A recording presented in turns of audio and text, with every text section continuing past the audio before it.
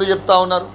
ఖచ్చితంగా వెంటనే డీజీపీ గారు శ్రీధర్ బాబు గారు ప్లీజ్ దయచేసి మీరు లోపల చెప్పినప్పటికీ కూడా ఇమ్మీడియట్ వెంటనే దీని మీద యాక్షన్ స్టార్ట్ చేయాలని నేను మీ అందరు కూడా విజ్ఞప్తి చేస్తూ ఉన్నాను.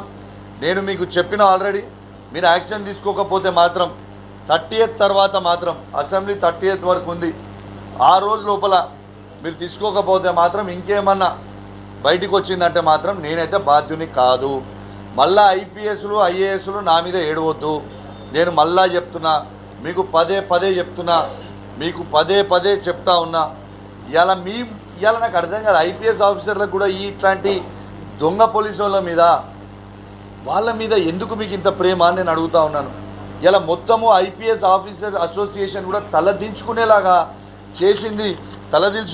చేసింది వీళ్ళే కదా. తలదించుకునేలాగా చేసింది ఇదే సిపి, ఇదే హుజరాబాద్ ఏసీపీ, ఇదే జమ్మికుంట రూరల్ సిఐ కదా. IPS officer association letter head మీద, దాని మీద డీజీపీ గారే ప్రెసిడెంట్ ఉంటారు. దాని మీద నుంచి లెటర్ హెడ్ మీద కూడా ఏం రిలీజ్ చేస్తారు?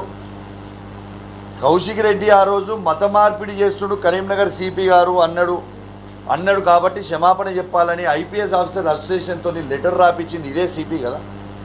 మరి నేను సవాల్ విసిరి దాదాపు 2 నెలలకి దగ్గరకు వస్తుంది, ఇప్పటిదాకా దాని మీద ఎందుకు మరి ఆ వీడియో చూపిస్తలేరు? ఇలా ఐపీఎస్ ఆఫీసర్స్ అసోసియేషన్ కూడా ఆలోచన చేయాల్సిన అవసరం ఉన్నది. నేను మీకు వ్యతిరేకం కాదు, నేను పోలీస్ వ్యవస్థకి నేను వ్యతిరేకం కాదు. కానీ ఇట్లాంటి దొంగ ఆఫీసర్లని చేయకపోతే, ప్రశ్నించకపోతే ఎవరు ప్రశ్నించాలి, ఎవరు అడగాలి?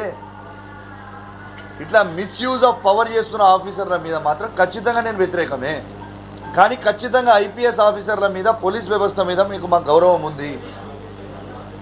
కానీ ఖచ్చితంగా ఇట్లాంటి పోలీస్ ఆఫీసర్ల మీద మీరు యాక్షన్ తీసుకోకపోతే మీ ఐపీఎస్లు అందరూ కూడా తలదించుకునేలాగా నేను అవుతుందా అయితే లేదా ఒక్కసారి మీ గుండె మీద చేసుకొని మీరు ఆలోచన చేయండి.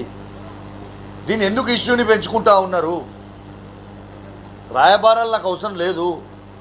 ఖచ్చితంగా మీరు యాక్షన్ తీసుకుంటే దాని మీద బాగుంటుంది. కాబట్టి ఖచ్చితంగా సిపి గారి మీద తీసుకోవాలి. హుజరాబాద్ ఏసీపీ గారి మీద కూడా, జమ్మికుంట రూరల్ సిఐ గారి మీద కూడా చాలా ఉన్నాయి.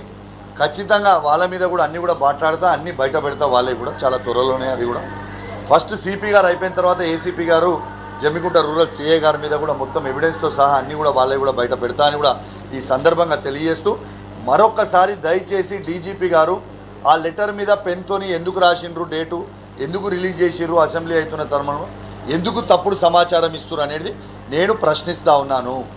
దీనికి జవాబు చెప్పాల్సిన అవసరం ఉన్నదని చెప్పి ఈ సందర్భంగా తెలియజేస్తూ ఉన్నాను. సరే, దీని మీద ఎంక్వైరీ చేస్తే మొత్తం బయటపడతాయి కదా. నేను ఇంత కాన్ఫిడెంట్గా చెప్పిన, అసెంబ్లీ సాక్షిగా చెప్పిన, నేను ఇట్లా తప్పు మాట్లాడింది ఉంటే ఇదే అసెంబ్లీ సాక్షిగా గాంధీ దగ్గర నా ముక్కు భూమికి రాకి క్షమాపణ చెప్తానని చెప్పిన. నేను తప్పు మాట్లాడతలేను, నేను నిజాలు చెప్తున్నా. నా నిజాన్ని దయచేసి మా కరీంనగర్ జిల్లాలో ఉన్న పోలీస్ వ్యవస్థని మీరు కాపాడాలి. మా పోలీస్ ఆఫీసర్ అందరు ఇబ్బంది పడుతూ ఉన్నారు. ఒక్క సిపి గారు చేయబట్టి పోలీస్ ఆఫీసర్స్ మొత్తం పైన నుంచి కింది వరకు అందరు ఇబ్బంది పడుతూ ఉన్నారు. కాబట్టి మీరు దయచేసి ఆలోచన చెయ్యాలి.